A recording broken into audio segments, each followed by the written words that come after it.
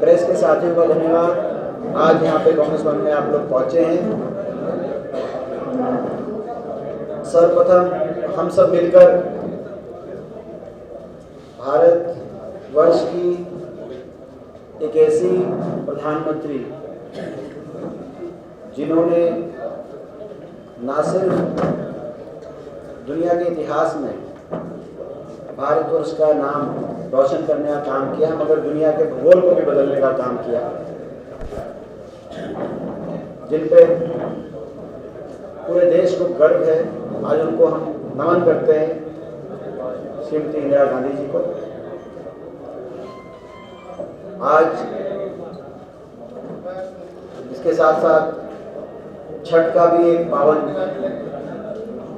उपलक्ष्य है, तो छठ पूजा के पावन उपलक्ष्य पर भी हम सभी देशवासियों को शुभकामनाएं देना चाहते हैं। इस अवसर पे हमारी कांग्रेस की महत्वपूर्ण प्रेस कॉन्फ्रेंस में आज उपस्थित आदरणीय डॉक्टर के सिंह जी, हमारे विधायक शीशपाल जी, हमारे जिले के प्रभारी बजरंगदास गर्ग जी, हमारे पूर्व कृषि मंत्री आदरणीय परमवीर जी, हमारे पूर्व विधायक भरत सिंह बेनीवाल जी, हमारे भाई राजकुमार शर्मा जी। आज इस दिन का एक महत्व है। आज ही के दिन 3 साल पहले प्रधानमंत्री जी नरेंद्र मोदी जी टीवी पे आए थे और उन्होंने कहा था कि 3 कृषि कानून, 3 काले कानूनों को हम वापस लेते हैं और जो किसानों की मांगे हैं उनको मानने का काम करते हैं। टीवी पे आके प्रेस कॉन्फ्रेंस हुई थी और एक बहुत देश के इतिहास में एक ऐसा आंदोलन, जिस आंदोलन में 750 किसानों की, मजदूरों की जान चली गई। उन्होंने अपनी जान कुर्बान करी। 750 किसान और मजदूर शहीद हो गए जिस आंदोलन में, अपनी जीविका बचाने के लिए, अपनी न्यूनतम समर्थन मूल्य के अधिकार को बचाने के लिए, अपनी किसानी बचाने के लिए अहिंसा के रास्ते एक आंदोलन चला। एक ऐसा आंदोलन जिसमें 1.5 साल तक जो आंदोलन चला, उसमें एक भी कहीं जो धरनों पे किसान बैठे दिल्ली में, दिल्ली के बॉर्डर पे, बहादुरगढ़ में, टिकरी बॉर्डर पे, सोनीपत सिंह बॉर्डर पे, कहीं एक रेडी वाले ने भी, एक पुलिस में ये कंप्लेंट नहीं दी कि किसी की एक मूंगफली भी किसी किसान ने दी। इतनी अहिंसा और इतने अनुशासन के साथ एक आंदोलन चला और उसकी जीत हुई। पहली बार 10 साल की जो तानाशाह सरकार है, बीजेपी की मोदी सरकार, जो आज देश में प्रजातंत्र का गला घोटने का काम ये सरकार कर रही है। हर रूप से विपक्ष की कोई भी आवाज इस सरकार के खिलाफ अगर आती है, देश के किसी कोने से, उस आवाज को निशाने पे लेती है सरकार, उसको कुचलने का प्रयास करती है। लेकिन उस सरकार को भी झुकाने का अगर काम किया गया था तो किसान और मजदूर की उस ताकत ने और उस आंदोलन ने उनको, सरकार को झुकने पर मजबूर किया और किसान की बड़ी जीत हुई। देश के इतिहास में इस सरकार का नाम काले अक्षरों से लिखा जाएगा कि सरकार में आंदोलन हुआ, सरकार ने जो किसान के साथ अन्याय किया, लेकिन किसान और मजदूरों का नाम सोने से के अक्षरों से लिखा जाएगा। आज ही की तारीख को हुआ था और उसके 1 महीने के बाद किसान दिसंबर के महीने में 12 दिसंबर से लेकर और 20 दिसंबर तक किसान दिल्ली के बॉर्डर से वापस अपने घर लौटा था। लेकिन 3 साल के बाद एक चीज स्पष्ट होगी कि सरकार ने किसान को ये कहा कि आपकी हम मांगों को मानते हैं, लेकिन सरकार ने किसान की मांगों को आगे मानते हुए कोई क्रियान्वयन करने का काम नहीं किया। एमएसपी मुख्य मांग थी। एमएसपी पे सरकार का कमेटी बनेगी। सरकार ने एक ऐसी कमेटी बनाई जिसके टर्म्स ऑफ रेफरेंस में एमएसपी नाम की चीज आई नहीं।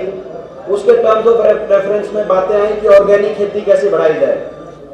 और जो उस कमेटी के सदस्य लिए गए वो सदस्य या तो वो थे जो पूरे किसान आंदोलन में किसान के खिलाफ बोलते थे और सरकार के पक्ष में बोलते थे, 3 कानूनों के पक्ष में बोलते थे, या तो वो विशेषज्ञ लिए गए या ऐसे लोग लिए गए जो कि जिनको खेती से किसानी से कोई लेना देना नहीं है, जो कि जिनको किस रूप से किसान दिन रात मेहनत करके देश की भोजन व्यवस्था का के लिए अपने आप को लगाता है, उसको कुछ खेती के बारे में जानकारी नहीं। और इसीलिए सारे किसान संगठनों ने इस कमेटी को रिजेक्ट कर दिया और इस कमेटी की उसके बाद ना कोई मीटिंग हुई, ना कोई इसमें चर्चा हुई। ये एक बहुत बड़ा धोखा देश के किसान और मजदूर के साथ इस सरकार ने किया है। ना ही जो 750 किसान परिवार थे उन परिवारों को सरकारी नौकरी देने की बात थी, ना उस पर कोई अमल हुआ। हरियाणा में नहीं हुआ, पंजाब में कांग्रेस की सरकार ने, कैप्टन अमरिंदर सिंह उस समय कांग्रेस के मुख्यमंत्री थे, उस समय पंजाब में कांग्रेस की सरकार ने तो उन परिवारों को रोजगार देने का काम किया। लेकिन आपको पता है कि 2 प्रदेशों में सबसे ज्यादा किसान प्रभावित था, क्योंकि 2 प्रदेशों से सबसे ज्यादा एमएसपी की प्रणाली से खरीद होती है, सरकारी खरीद, हरियाणा और पंजाब। लेकिन और 2 ही प्रदेशों में आंदोलन भी ज्यादा था, सबसे ज्यादा किसान शहीद भी 2 प्रदेशों में ज्यादा हुए, बाकी कुछ यूपी और कुछ राजस्थान के भी थे। लेकिन हरियाणा के अंदर किसी को सरकारी नौकरी के भी जो बात थी उस पर भी सरकार ने कोई कदम नहीं उठाया। बाकी भी लगातार किसान को सरकार से की अनदेखी का सामना करना पड़ रहा है, मजदूर को किसान की अनदेखी का, सरकार की अनदेखी का सामना करना पड़ रहा है, आरती को सरकार की अनदेखी का सामना करना पड़ रहा है। हमारी पूरी कृषि अर्थव्यवस्था जो हमारे प्रदेश की है उस पे ये सरकार हमलावर है। जो सरकार की नीयत थी वो सबके सामने आ गई। बड़े उद्योगपति समूह, अदानी जैसे बड़े उद्योगपति समूह के हवाले कृषि व्यवस्था सरकार करना चाहती थी और अभी बैकडोर से सरकार की नीयत वही की वही टिकी हुई है। एक कदम सरकार ने पीछे हटाया है, लेकिन आज किसान समझदार हो चुका है और किसान की लड़ाई किसान लड़ना जानता है और लड़ाई किसान भी लड़ेगा, हम भी आने वाले समय में इस लड़ाई को। तो इसीलिए आज के इस दिन हम कांग्रेस पार्टी ने, प्रदेश कांग्रेस कमेटी ने ये फैसला लिया है कि 17 दिसंबर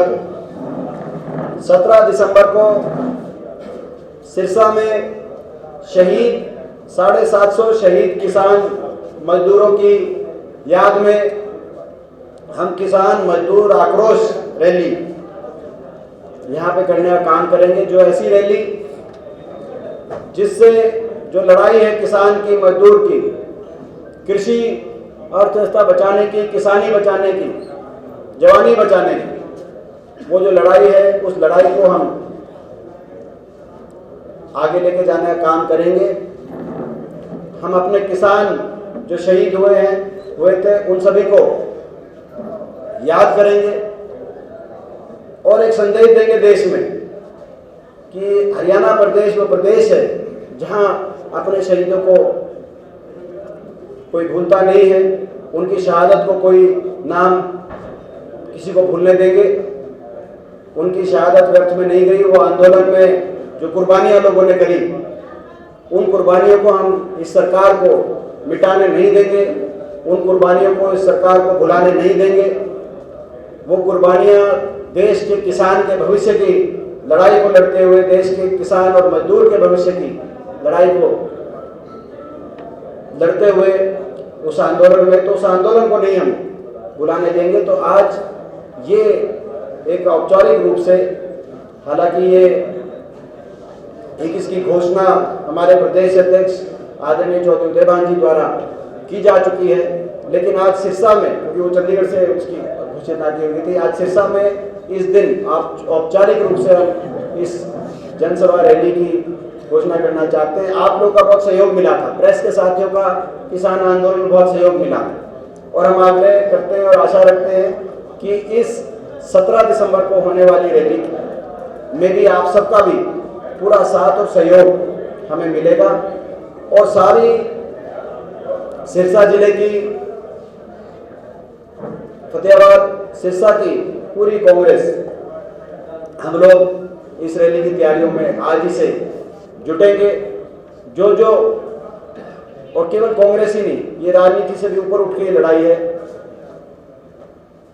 जो लोग किसान, शहीद किसान के सम्मान देना चाहते हैं, वो सभी लोग शहीद किसानों की याद में किसान आंदोलन को जो साथ और समर्थन, वो सभी लोग इसमें, मैं समझता हूँ, रैली में अपना योगदान देंगे और पूरी छत्तीस बिरादरी और राजनीति से ऊपर उठ के हम लोग को मोबिलाइज करेंगे और इस रैली के माध्यम से सरकार को जगाने का काम करेंगे। ये आज हमारी मुख्य प्रेस कॉन्फ्रेंस की मुख्य बिंदु है। बाकी आपके कोई प्रश्न हो तो आप जो मुद्दा इस रैली में, आप स्टेट के लीडर आएंगे या सेंट्रल से भी कोई आपका सीनियर लीडर आएगा? देखिए, आपको पता है कि कांग्रेस पार्टी की उदयपुर डिक्लेरेशन और रायपुर अधिवेशन, एआईसीसी की तरफ से कृषि 4 डिक्लेरेशन हुई, अर्थव्यवस्था पे, कृषि पे। उसमें कृषि और जो कृषि की डिक्लेरेशन थी, कृषि और किसान संबंधित, तो उसके चेयरमैन चौधरी उपेंद्र सिंह हुड्डा जी को राष्ट्रीय चेयरमैन कांग्रेस पार्टी ने हम धन्यवाद करते हैं। श्रीमती सोनिया गांधी जी का, मल्लिकार्जुन जी खड़गे जी का, राहुल जी का, कि हुड्डा साहब को दोनों जगह, उदयपुर डिक्लेरेशन में भी और रायपुर अधिवेशन में, कृषि संबंधित कांग्रेस पार्टी का क्या रणनीति बने और क्या उन कांग्रेस पार्टी के किसानों के प्रति, क्योंकि बहुत से उस डिक्लेरेशन में जो कांग्रेस ने रायपुर में किया, हमारा अधिवेशन था एआईसीसी का, उसमें बहुत सी बातें की गई और किसान आंदोलन की सारी मांगों को कांग्रेस पार्टी ने मानने का और कांग्रेस की सरकार बनने पर उनको लागू करने का एक आश्वासन देश के किसान से दिया, प्रदेश की बात की, और जिसमें एमएसपी की गारंटी की भी बात है, जिसमें किसान को कर्ज मुक्ति तक लेके जाने, कर्ज माफी से लेकर कर्ज मुक्ति तक लेके जाने की बात है। तो बहुत से ऐसे कांग्रेस पार्टी ने बहुत सी घोषणाएं करी। हमारे रायपुर अधिवेशन में राष्ट्रीय स्तर पर हुड्डा साहब के अध्यक्षता में जो कमेटी बनी थी, उस कमेटी के माध्यम से उन सभी बातों को हम लेके आएंगे। 17 दिसंबर को प्रदेश के को भी वो सारी बातों को, प्रदेश के मार्ग को भी, प्रदेशवासियों को भी बताने का काम करेंगे। भूपेंद्र जी, सरकार ने 75% आरक्षण जो निजी क्षेत्र में कंपनियों में करने की कोशिश करी थी, लेकिन हाई कोर्ट ने उसको रद्द कर दिया। ये हम पहले दिन से कह रहे थे कि ये जो गठबंधन हुआ है, ये गठबंधन केवल अपनी भ्रष्टाचार की फाइलों को बंद कराने के लिए जेजेपी ने जाके समर्थन दिया और प्रदेश में भ्रष्टाचार की छूट मिले, महकमे मिले, एक्साइज, शराब, किसी के पास माइनिंग जाए, किसी के पास पंचायती, तो ये महकमे मिले और उन महकमों के माध्यम से प्रदेश की जनता को लूटा जाए। इस आधार पर गठबंधन जेजेपी ने किया, इस आधार पर समझौता हुआ है। जो 2 बातें उन्होंने कही थी, वो केवल लोगों के आंखों में धूल झोंकने का काम उन्होंने कहा था कि 5100 बुढ़ापा पेंशन की वजह से और 75% निजी क्षेत्र में रिजर्वेशन की वजह से हम ये समर्थन दे रहे हैं। आज 4.5 साल के बाद ना तो 5100 पेंशन का कहीं कोई नाम है और ये 75% रिजर्वेशन भी, ये कानूनी, या तो कानून इस नियत से बनाया गया था कि कानून चलने वाला नहीं, या इसकी पैरवी नहीं की गई जानबूझ के, क्योंकि ये गठबंधन, बीजेपी को भी पता है गठबंधन क्यों लिया, इनसे समर्थन कैसे लिया। समर्थन बीजेपी ने किसी कंडीशन मान के नहीं लिया था। कंडीशन तो मैंने आपको बता दी, एक ही कंडीशन थी, हरियाणा में खुला भ्रष्टाचार, हरियाणा में बार बार शराब घोटाले आए, कोरोना में शराब घोटाला है, जहरीली शराब से पिछले साल सोनीपत में बहुत लोगों की जान गई, जहरीली शराब से इस साल जमुनानगर में आपने देखा कितने लोगों की जान गई। केवल हरियाणा के अंदर शराब घोटाले ही नहीं, देश में कहीं भी शराब घोटाला होता है उसके भी तार हरियाणा से जुड़े मिलते हैं। कहीं धान घोटाला आ रहा है, कहीं शराब घोटाला आ रहा है, कहीं ग्वालपाड़ी घोटाला आ रहा है, कहीं गुड़गांव मेट्रो रूट घोटाला आ रहा है। लगातार जिस तरह से कहीं अमृत योजना घोटाला आ रहा है आपके सामने, तो ये भ्रष्टाचार का पर्यायवाची सरकार जो बनी है, ये इस गठबंधन की वजह से आज देश में भ्रष्टाचार का रिकॉर्ड टूट गया इस सरकार में। और ये जो 75% की बातें थी और ये 5100 पेंशन की बातें केवल मीडिया की बातें थी, धरातल पे इनका कुछ नहीं। आपको भी पता और हमें भी पता। अब ये एक्सपोज हो गए। ये बात जिस दिन ये हाईकोर्ट का फैसला है कोर्ट ने खारिज किया ये कानून, उस दिन जो हमारी बात थी वो सच साबित होगी। अब आप हमारी बात को चलाओ, हमारी बात को दिखाओ। पहले आपने उनकी बात दिखाई 4.5 साल, अब 6 महीने आप हमारी बात चलाओ। सर, राजस्थान चुनाव पूरी पीक पर है, आप भी प्रचार करने के लिए जाएंगे। हालांकि मोदी जी भी आज पहुंचे हुए हैं, खट्टर साहब भी कुछ दिन वहां लगा के आए। क्या माहौल क्या लग रहा है आपको? देखिए, मैं अभी मेरे पास छत्तीसगढ़ और मध्य प्रदेश की पोलिंग हो गई, वहाँ से आपका रिपोर्ट आ गई होगी। तेलंगाना की भी रिपोर्ट आपके पास आ रही होगी। निश्चित तौर से कांग्रेस पार्टी का बड़ा शानदार प्रदर्शन 5 प्रदेशों में जहाँ चुनाव है वहाँ होने जा रहा है। अधिकतर प्रदेशों में या संभवतः सारे प्रदेशों में, 5 में भी हो सकता है, कांग्रेस पार्टी सरकार बनाने जा रही है। नहीं तो अधिकतर प्रदेशों में निश्चित है। और हर जगह पार्टी कोई हो रही, मुकाबले में कांग्रेस पार्टी। ये एक बड़ी बात इस चुनाव में उभर के सामने आई है। बीजेपी जहां तेलंगाना में बीजेपी दिखाई दे रही थी, आपको याद होगा तेलंगाना में 3 बाई इलेक्शन हुए, तीनों बीजेपी जीती और बीजेपी कह रही थी कि भाई इस बार, लेकिन वहां पे BJP out of fight, BRS Congress की, कांग्रेस आगे निकल गई। मिजोरम में बीजेपी कह रही थी, नॉर्थ ईस्ट वगैरह, मणिपुर का नॉर्थ ईस्ट साफ फाइट, वहां पे मिजो और कांग्रेस की, कांग्रेस आगे निकल गई। छत्तीसगढ़ मध्य प्रदेश में पोलिंग हो गई। पोलिंग के बाद बड़े मार्जिन से लोग अब कांग्रेस पार्टी को दोनों प्रदेश में साफ क्लियर करा। और राजस्थान में जो मुकाबले की बात करते हैं, मैं उनको बताना चाहता हूँ 25 साल से राजस्थान की राजनीति, क्योंकि हमारे पड़ोस में बगल में आप भी देखते हो, खबर आती है। 25 साल से एक चुनाव में यही बात आती थी, जो भी सरकार थी ये खबर आती थी कि भाई इस बार वो गई। और इस बार कहते थे भाई इस बार तो जब भी जो भी सरकार थी वो दूसरी सरकार रिपीट नहीं होती थी, बदल के आती थी। लेकिन इस बार राजस्थान से खबर ये आ रही है, कुछ लोग मुकाबले की बात करते हैं, लेकिन हर रोज कांग्रेस के पक्ष में वहाँ माहौल बनता जा रहा है।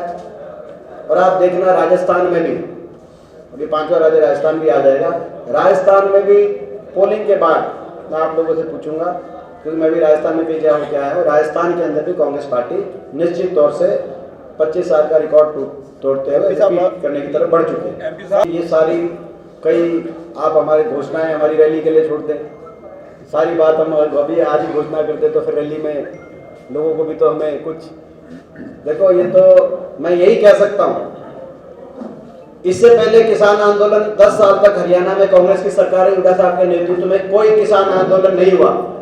लेकिन उससे पहले चौटाला राज में जब कंडेला के अंदर किसान आंदोलन हुआ, कादमा में बंसीलाल जी के टाइम किसान आंदोलन हुआ, जब भी बीजेपी गठबंधन के माध्यम से या सीधा सरकार में आते तो किसान को आंदोलन करने की मजबूरी पैदा कर देती है बीजेपी। तो हमारी जब सरकार बनी तो सरकार बनते ही कंडेला के सभी जो किसान जिनकी जान कुर्बान हुई थी और कादमा में सबको शहीद का दर्जा देने का काम हुआ था और सबके घर में सरकारी नौकरी देने का काम भी हुआ था। मांग नहीं थी।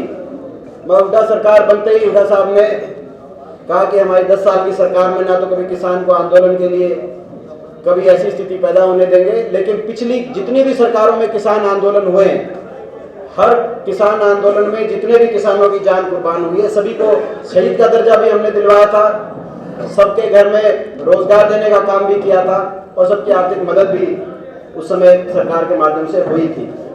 और वो पॉलिसी जो थी निश्चित तौर से कांग्रेस पार्टी की सरकार दोबारा बनेगी कि कांग्रेस किसान हितैषी, किसान मजदूर हितैषी पार्टी कोई है तो कांग्रेस पार्टी हरियाणा में, देश में, तो कांग्रेस पार्टी को अवसर मिलेगा तो वो कम से कम मिनिमम तो जो पहले वाला किया था उस तो बाकी उससे कितना क्या बढ़ा के करेंगे, उनको रैली में अगर कोई बात होगी। आज